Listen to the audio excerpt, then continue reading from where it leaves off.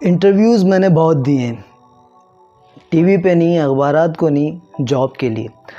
और इन तमाम इंटरव्यूज़ को देखकर मैंने शायद जॉब्स इतनी ना हासिल की हूँ जितना मैंने बहुत ज़्यादा सीखा है। सबसे पहली चीज़ कि मैं जब भी किसी इंटरव्यू में जाता था, मैं इंटरव्यू देने से ज़्यादा वहाँ से कुछ लेने का सोचता था, कुछ सीखना, कुछ बातें करना। और इसके अंदर बहुत सी मैंने चीज़ें देखी, बहुत सी मैंने चीज़ें सीखी। कॉन्फिडेंस लेवल मेरा इंक्रीज़ हुआ। जब आप एक बार इंटरव्यू की डेस्क के ऊपर जाके बैठते हैं, अपीयर होते हैं, तो आपका कॉन्फिडेंस लेवल कुछ और होता है। जब आप एक ही काम 10 बार करेंगे तो आपका कॉन्फिडेंस लेवल कुछ और होगा। एक वक्त ऐसा भी आया कि मुझे ये पता होता था कि मैं अगर इंटरव्यू की डेस्क के ऊपर जाके बैठूंगा तो मुझसे क्या क्वेश्चन पूछे जाएंगे, उन क्वेश्चन का मैं क्या जवाब दूंगा। और बहुत बार मैं ये भी श्योर होता था कि वो जॉब मुझे मिलेगी या नहीं मिलेगी। मेरा तरीक़ाकार ये था कि मैं इंटरव्यू के अंदर होश हवास के अंदर इंटरव्यू देता था और उन तमाम सवालात को नोट डाउन करता था। इंटरव्यू के दौरान नहीं, इंटरव्यू से वापसी आने के बाद अपने जहन पे ज़ोर दे के उन तमाम सवालात को नोट करता था कि मुझसे क्या क्या पूछा गया है। और बहुत बार सवालात रिपीट होते थे, बहुत दफ़ा सवालात डिफरेंट होते थे जिनकी मैं तैयारी करता था। और इस साइकिल को रिपीट करते करते एक वक्त आया कि मुझे इंटरव्यू देने के तमाम गुर समझ में आ गए। मुझे पता लग गया कि क्या चीज़ है, इसके अंदर कैसे अपीयर हुआ जाता है, कॉन्फिडेंस लेवल कैसे बढ़ाया जाता है, क्या जवाब देना है, क्या पहन के जाना है, क्या बोलना है, क्या बात करनी है, सैलरी निगोशिएशन कैसे करनी है। इट्स ऑल बड़ी साइंस नहीं है, कोई बड़ी चीज़ नहीं है, सब कुछ सीखा जा सकता है। ये जो वीडियो मैं बना रहा हूँ वो एक इसी हवाले से एक वाक़या जो मेरे जहन में था, जिस वाक़े से मैंने 2 सबक सीखे। वो क्या सबक हैं वो मैं आपको वाक़या सुनाने के बाद बताऊँगा। एक दफ़ा मैंने एक जगह इंटरव्यू दिया और इंटरव्यू के मैं फ़ाइनल स्टेप तक पहुँच गया। फ़ाइनल स्टेप से मुराद ये कि मैंने पहला इंटरव्यू दिया, दूसरा दिया, तीसरा दिया।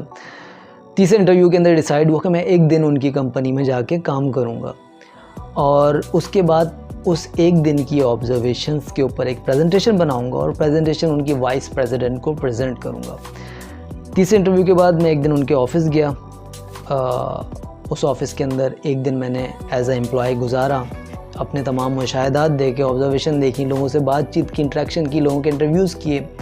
और उसके बाद फाइनली कुछ दिन बाद मेरी उनके वीपी के साथ मीटिंग हुई और उस मीटिंग के अंदर मैंने उनको प्रेजेंट किया कि मेरी उस दिन की ऑब्ज़र्वेशंस क्या थी, किन चीज़ों को मैंने नोट डाउन किया, क्या चीज़ें इम्प्रूव हो सकती हैं, क्या चीज़ें रिस्क हैं जिसके ऊपर उनको फ़ौरी तौर पे उनको एड्रेस करने की ज़रूरत है।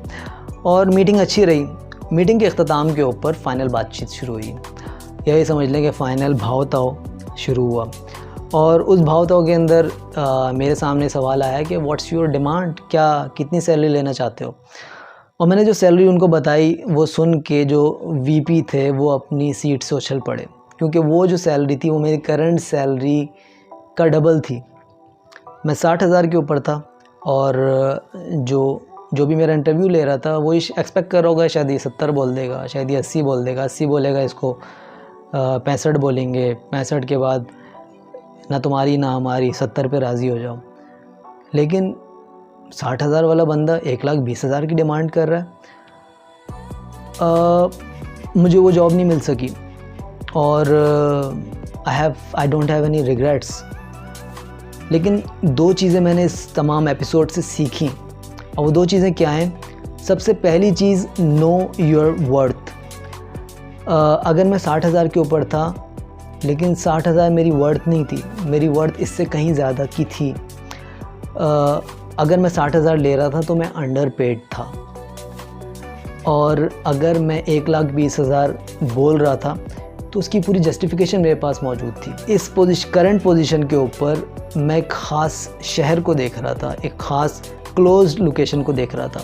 लेकिन जिस जॉब को मैं परस्यू कर रहा था वो कंट्री वाइड जॉब थी, जिसके अंदर ट्रैवलिंग भी थी, जिसके अंदर काम का स्कोप बढ़ना था, जिसके अंदर वर्क प्रेशर, वर्कलोड बढ़ना था, हैज़र्ड ज़्यादा थे, ख़तरात ज़्यादा थे।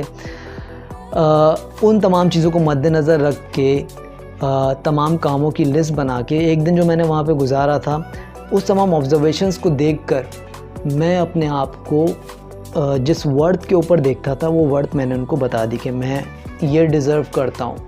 Now it's up to you if you want to accept my demand और it's okay, we will part our ways. और मुझे वो जॉब नहीं मिल सकी एंड इट्स परफेक्टली ओके, कोई मसला नहीं है. एक कंपनी की ख़ास डिमांड, एक ख़ास बजट होता है और आप उस बजट के ऊपर फॉल नहीं कर सके और वो उसने आपको नहीं रखा. It's perfectly okay. Lesson number 2, दूसरी जो मैंने बड़ी चीज़ इस तमाम एपिसोड से सीखी वो ये थी कि be honest no matter what. मैं चाहता तो शायद अपनी करंट सैलरी गलत बताकर अपनी डिमांड को जस्टिफाई कर सकता था. मैं कहता कि मैं 1 लाख के ऊपर हूँ और मैं 1,20,000 मांग रहा हूँ, इसमें क्या बड़ी बात है. लेकिन शायद अगर मुझे इस तरीक़े से वो जॉब मिल जाती तो आज से 5 साल बाद मुझे किसी को ये वाक़या सुना, इतना कॉन्फिडेंटली मैं नहीं सुना रहा होता कि मेरे साथ ये वाक़या भी हुआ है. और जैसे कई वाक़यात हैं, अभी आप वेट करें, ये तो पहला वाक़या मैंने आपसे शेयर किया, बेताशा वाक़यात हैं. तो एचआर की ये स्ट्रेटजी होती है, वो आपकी करंट सैलरी पूछता है और उससे 20% बढ़ाकर आपको ऑफ़र कर देता है. लोग झूठ बोल के अपनी करंट सैलरी झूठ बताते हैं और उससे 20% ज़्यादा ले लेते हैं. मुझे समझ नहीं आती ये बात. Be honest no matter what. So अगर डिसऑनेस्ट इंटरव्यू देने की वजह से आप इंटरव्यू को विन कर लिया आपने और आपको वो जॉब मिल जाती है तो शायद कुछ अरसे तक आप खुश रहें, लेकिन आज से 5-6 साल बाद आपको अपनी यंगर जनरेशन को बताने के लिए कुछ वाक़या नहीं बच जाएगा. आपके पास झूठे वाक़यात होंगे, झूठे तजर्बात होंगे जो कि आप लोगों को शायद बताते हुए भी झिझकें. तो अपनी पर्सनल सेटिस्फेक्शन चाहते हो तो इंटरव्यूज़ के अंदर ऑनेस्ट रहो.